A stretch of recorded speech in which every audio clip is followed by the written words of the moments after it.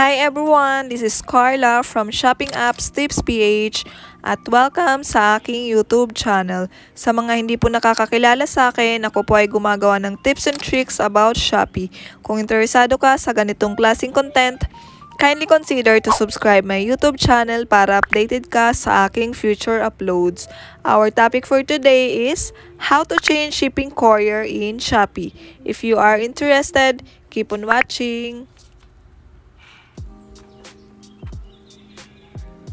Pumunta lamang po tayo sa ating Shopee app at i-click ang Shopee.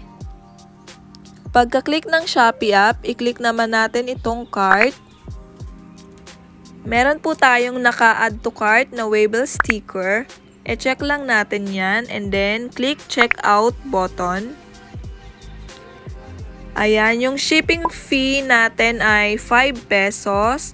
And then, yung payment option natin ay C-Bank. I-click lang natin tong place order button.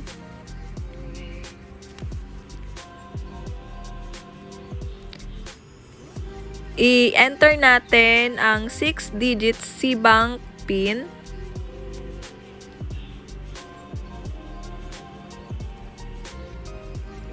Payment successful. I-click na natin yung OK button.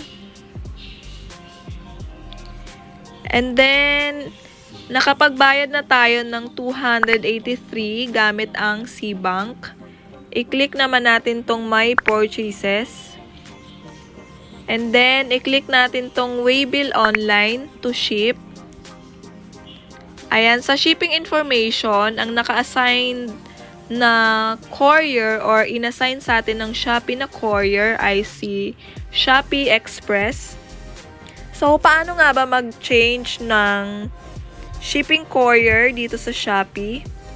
I-click lang natin tong change button. Yan. Sa shipping channel, ang available na courier ay si Shopee Express and si JNT Express. I-click lang natin tong confirm button.